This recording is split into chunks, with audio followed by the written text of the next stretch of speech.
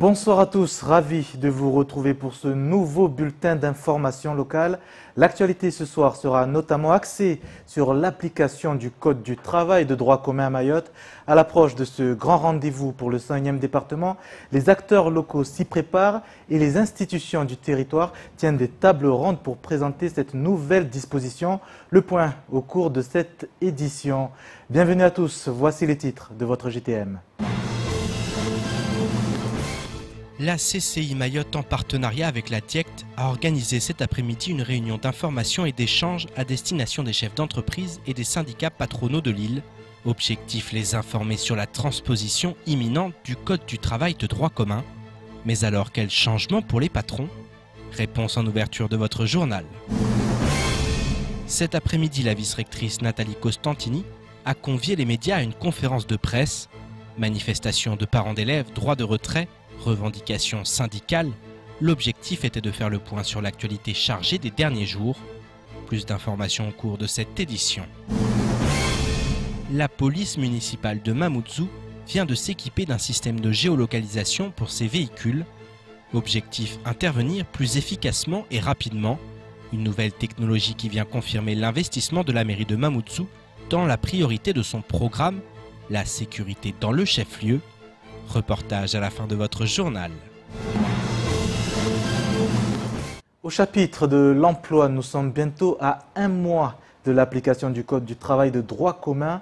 Un rendez-vous très attendu par le 101e département, l'occasion de préparer le territoire à ce qui s'apparente à une véritable avancée sociale. Direction la CCI de Mayotte où se tenait cet après-midi une réunion d'information et d'échange à destination des chefs d'entreprise et des syndicats patronaux. Alors, quelles seront les grandes évolutions pour l'île au Lagon et les adaptations à suivre pour les employeurs?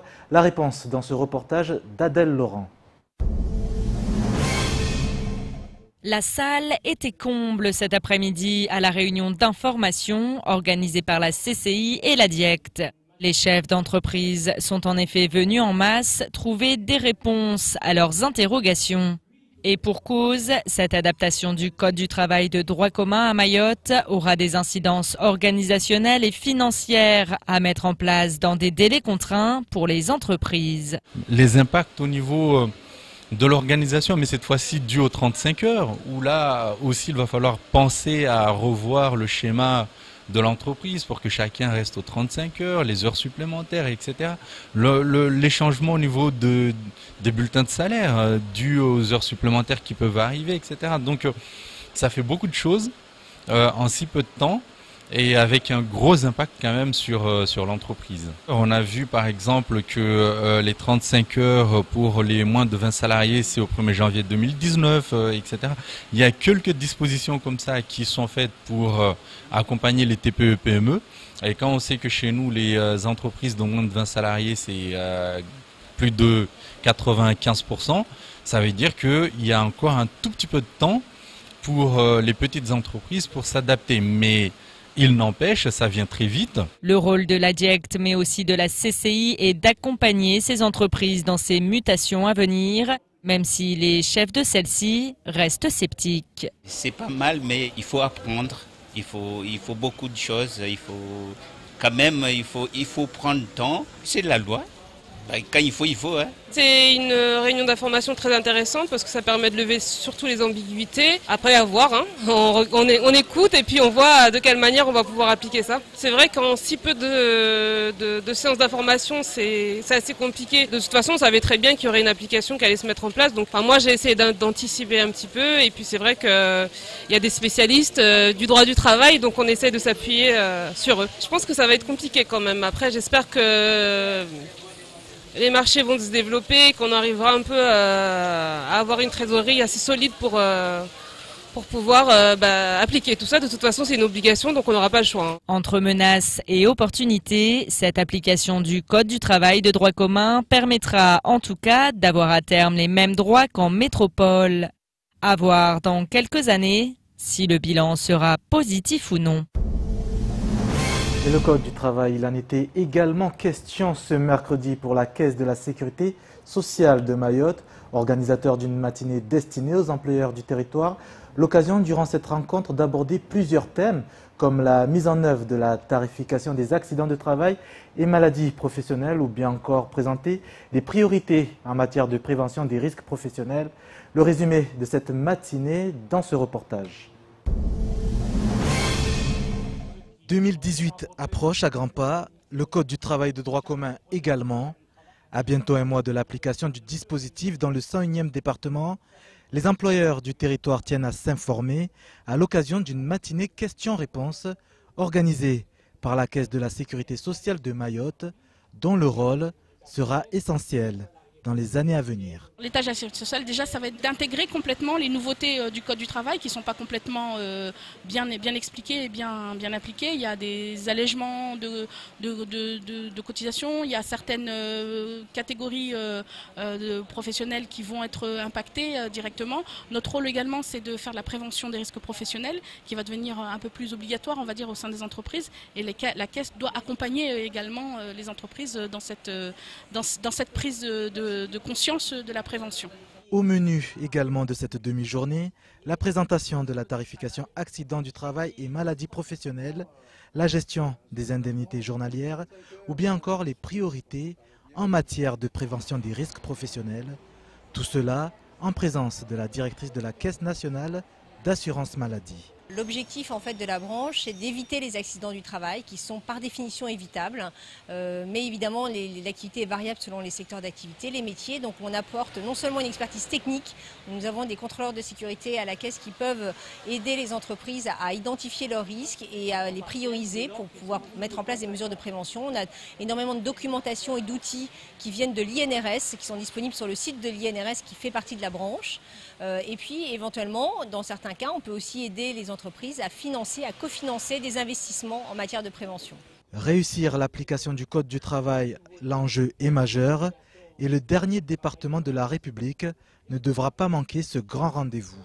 Mayotte qui est une île en plein développement, en plein dynamisme, et je pense que c'est un moment clé aussi où à la fois il y a des évolutions très rapides qui se font, donc c'est pas très simple, les choses se font en même temps très vite, mais je constate en tout cas que le rattrapage se fait à une vitesse grand V, donc je suis pleine d'espoir et d'optimisme pour cette île. Une matinée employeur victime de son succès ce mercredi.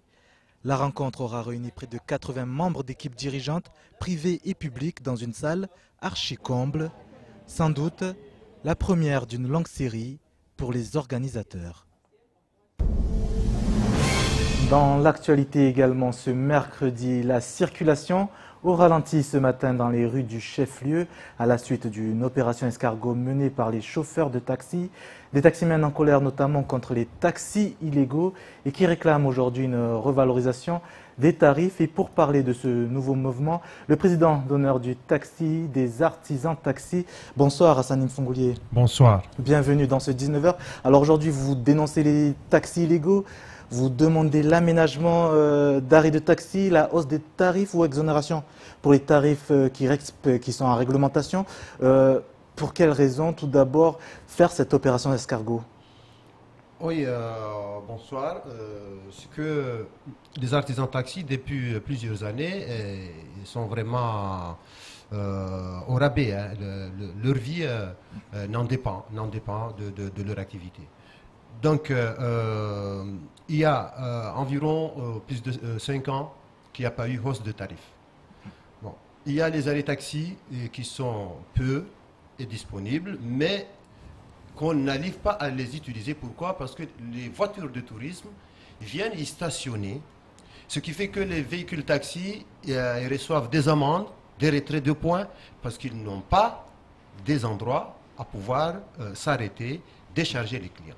Aujourd'hui, on était obligé d'en arriver là, à cette opération escargot. Il n'y avait pas d'autre moyen de se faire entendre. C'est pour se faire entendre, pour montrer, prouver d'abord que par rapport à une charte qui a été signée par les syndicats, les 4 syndicats, qui a été signée par la Chambre des métiers et le préfet, depuis 2014, il devrait pouvoir identifier les vrais taxis, les taxis homologués, avec des T-taxis homologués, des T-taxis qui ont des inscriptions A et B, avec des lumières vertes indiquant qu'il y a de la place, rouge que le taxi est plein. devrait avoir les équipements obligatoires spéciaux et que depuis, ça n'a pas été mis en place. Aujourd'hui, les pertes sont énormes pour votre... Ce qui fait que nous, notre opération, c'est d'informer tout d'abord que par rapport à la charte, les vrais taxis, ce sont les taxis qui ont les équipements et par rapport à la charte qui a été signée. Deuxièmement, c'est que les personnes, les artisans taxis qui ne s'y conforment pas à la loi, ils facilitent les taxis illégaux parce que nous sommes tous pareils. Pareil, pourquoi? Parce que le client n'arrive pas à identifier quel est le vrai taxi. Quel est le taxi où je vais monter en toute sécurité? Quel est le taxi où je vais oublier un bagage et que je pourrai le retrouver? Donc parce que tout ça, ça arrive. Bon, nos clients sont malmenés et ils parlent de tous les taxis sont tels, les taxis refusent tels, et les taxis ne sont pas polis, alors que ce sont des taxis occasionnels. Des personnes, comme on l'a expliqué dans notre courrier, des personnes qui travaillent ailleurs, ils se permettent occasionnellement de faire taxi. Les pertes sont énormes justement pour les chauffeurs de taxi qui respectent la réglementation à Mayotte? Pardon? Les pertes, elles sont énormes pour les chauffeurs? Ils sont énormes. À quel point justement? Ils sont énormes parce que, bon, moi je parle par rapport aux taxis illégaux. Ils sont plusieurs et même innombrables. Donc ce qui fait que une personne peut sortir de son bureau ou peut être en vacances et puis prendre une tête de taxi facilement retrouvable et poser sur sa voiture, faire taxi. Alors, les autres, ils font pas ça, mais ils indiquent par les doigts. Et ce qui fait que on se retrouve dans une concurrence illégale, on a une perte. Alors justement, votre force a appelé justement à cette opération escargot. Il y a 5 forces de syndicats de taxi à Mayotte. C'était pas possible de tous les réunir, de faire une intersyndicale? Ça serait mieux. Ça serait mieux. C'est notre appel à nous. Nous, on aimerait bien. Mais on a constaté que, vous voyez qu'il y a une charte qui a été signée par ces syndicats et qu'ils n'ont pas mis en place, qu'ils n'ont pas informé les artisans taxi. Et moi, en tant que formateur à la chambre de métier, formateur vacataire, je me suis conformé parce que j'ai été invité, convoqué dans une réunion l'année dernière, disant que voilà, nous allons commencer à contrôler les véhicules avec licence. Et moi, j'ai demandé une dérogation de 3 mois dans la commission de taxi, réunie à la chambre de métier, pour que certains taxis soient mis au courant. Donc, dans notre syndicat, moi, je me suis conformé et les artisans taxi ont demandé à ce que je les aide à pouvoir obtenir ces équipements taxi. Donc, chacun est libre. Chacun est libre de s'y conformer par rapport à la loi, mais étant dans un syndicat et je me suis conformé moi-même et mes collègues ont dit, écoutez, il faut nous aider à pouvoir être en règle. Mais pourquoi tous les syndicats n'ont pas suivi? Maintenant, les syndicats, ils ont signé cette charte et ils n'ont pas appliqué depuis. Bon, c'est pas de notre faute. Ouais. Mais pourquoi ils n'ont pas suivi votre mouvement, cette opération escargot? Pourquoi ne pas avoir suivi l'appel? Il faut leur demander. Nous, on a fait appel à tous les taxis, mais précisément à ceux qui sont équipés par rapport à la charte. Donc, il y a certains collègues qui sont venus. Donc, nous, on ne distingue pas, on ne veut pas à la séparation, on veut que tout le monde travaille ensemble pour que, disons, en faisant une activité, cette activité, tout le monde puisse se retrouver que voilà les vrais taxis et voilà les taxis qui ne sont pas en règle. Sur le fond, pas de souci. Tout le monde est d'accord, mais sur la forme, ça pose problème parce qu'on a appris également que vous êtes le président d'honneur de votre syndicat, que le président actuel... Il y a eu un désaccord entre... Oui, il y a eu un désaccord, ce n'est pas un sujet même qui est intéressant, parce que nous avons un président dans notre syndicat parce que votre syndicat appelle et lui ne suit pas. Dites-moi. Mais savez-vous, un président élu durant 1 an qui n'a jamais convoqué une assemblée ou une réunion du bureau, est-ce que c'est normal? Donc pour vous, il n'y a pas de capitaine à bord du bateau, comme on dit? Il n'y a pas de capitaine à bord. Il n'y a pas de capitaine à bord, et puis que depuis, je suis comme organisateur, je suis chargé d'organisation du syndicat, et il était présent lorsqu'on l'a élu. Bon, donc là, je devrais faire les démarches pour que le syndicat aille mieux. Donc il n'y a pas de discorde à ce point-là, mais le discorde est que lui, il n'a pas décidé à prendre les choses en main et il se met ici derrière en train de dire que voilà, on fait des choses à mon insu. Mais pas attention, c'est vous les responsables. C'est vous qui devrez organiser les choses aillent mieux, que les choses aillent mieux. Donc vous nous annoncez que vous avez repris les rênes aujourd'hui du syndicat. On n'a pas pris les rênes parce que là, il y aura une assemblée qui va élire un autre bureau. Alors vous avez également écrit un courrier au préfet où vous parlez de campagne de sabotage et de dénigrement à votre rencontre. Expliquez-nous. Oui, je peux vous expliquer clairement qu'à la suite de la mise en place de cette charte, il y a certains collègues des autres syndicats signataires de cette charte qui nous accusent que voilà, on fait ceci, on fait cela. Bon, donc nous, on ne comprend pas. On ne comprend pas pourquoi il y a une charte qui est là, que nous, on s'y conforme et que certains sont contre nous. C'est ça. Donc c'est une campagne de sabotage. J'ai bien précisé qu'il y a même certains élus de la Chambre des métiers, je ne dis pas tous, certains élus, je les précise parce que je les connais, je les ai entendus, et certains techniciens employés de la Chambre de métier. Vous ne pouvez pas dévoiler de nom aujourd'hui ? Non, c'est pas responsable. C'est pas responsable, on n'est pas allé jusqu'à là. Mais j'ai écrit dans le courrier, et qu'ils se savent, ils se connaissent, ils se reconnaissent, que eux, ils font des réunions, organisent des réunions, disant que c'est nous à la Chambre de faire équiper les artisans de taxi. J'ai jamais entendu ça. Dans la loi, la Chambre de métier, il n'achète pas des machines pour un bijoutier ou pour un artisan de taxi, ou bien tel. Non. Non, ce n'est pas ça son rôle. Le rôle, c'est la personne lui-même, l'artisan lui-même ou le syndicat. Donc, eux, ils s'immiscent dans des rôles qui ne leur appartiennent même pas. Aujourd'hui, on le constate à Saint-Fongolier, il y a clairement une division. Est-ce que vous pensez que c'est comme ça que vous pourriez être entendu? Non, moi, je ne demande pas que je sois entendu. Non, je parle des artisans de taxi de manière générale. Je suis un membre d'un syndicat, que les membres de ce syndicat, on l'a vu aujourd'hui, ils demandent mes services, ils veulent que je les aide, je les aide pour qu'ils réussissent dans leur activité et je vais faire le nécessaire pour pouvoir les aider. Donc c'est là où nous sommes. Donc les autres, s'ils le veulent bien, on peut travailler ensemble. Nous, on n'a pas de souci. On veut que les choses aillent. Du moment où rien n'est fait depuis 2014, qu'on a mis en place cette charte, ben, pourquoi aujourd'hui il y a des polémiques? À chacun de se débrouiller pour s'y conformer.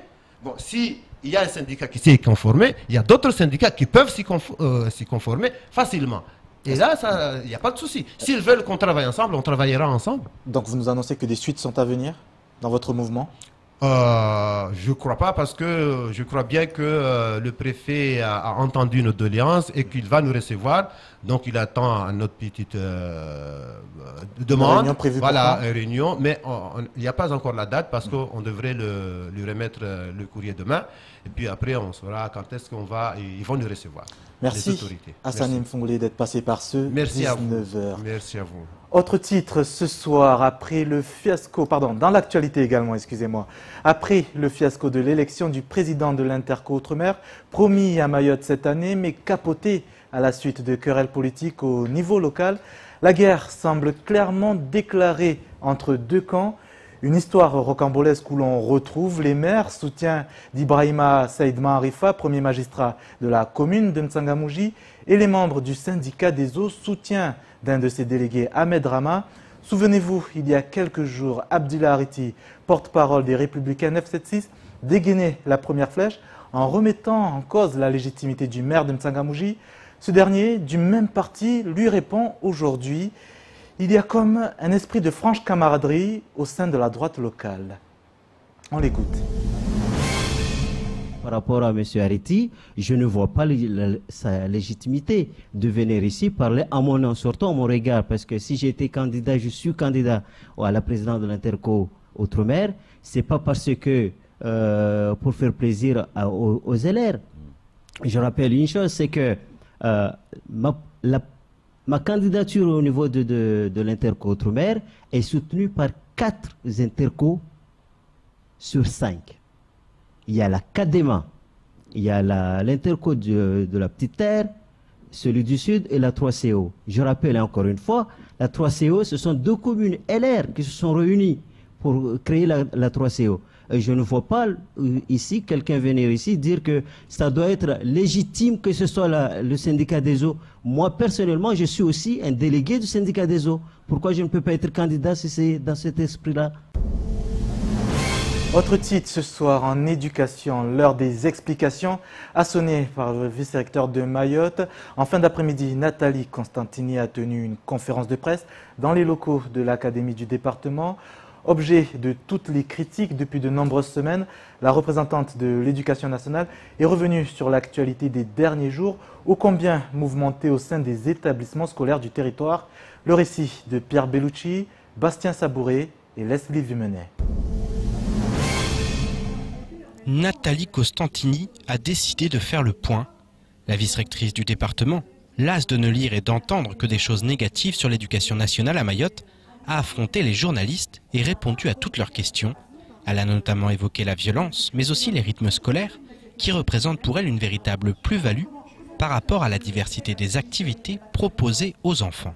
Et j'insiste sur le fait que, pendant la pause méridienne, il faut impérativement que l'on fasse pratiquer aux enfants, qu'il y ait des temps de lecture, qu'il y ait des temps où on compte, où on raconte, qu'il y ait un moment où si les enfants veulent dormir, ils peuvent dormir, mais un enfant qui dort parce qu'il a besoin de se reposer, il ne faut pas lui faire une nuit de sommeil.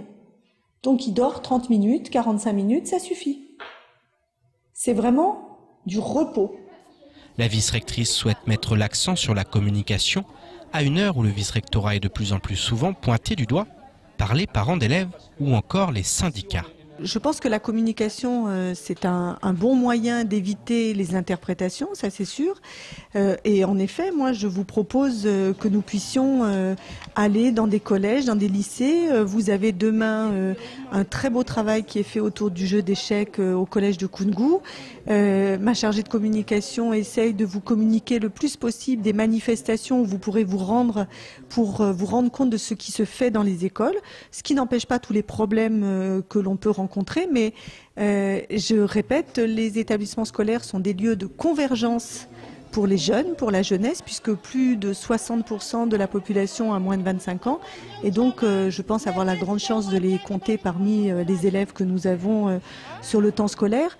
Et donc, après, on ne peut pas être responsable de toutes les problématiques de la jeunesse.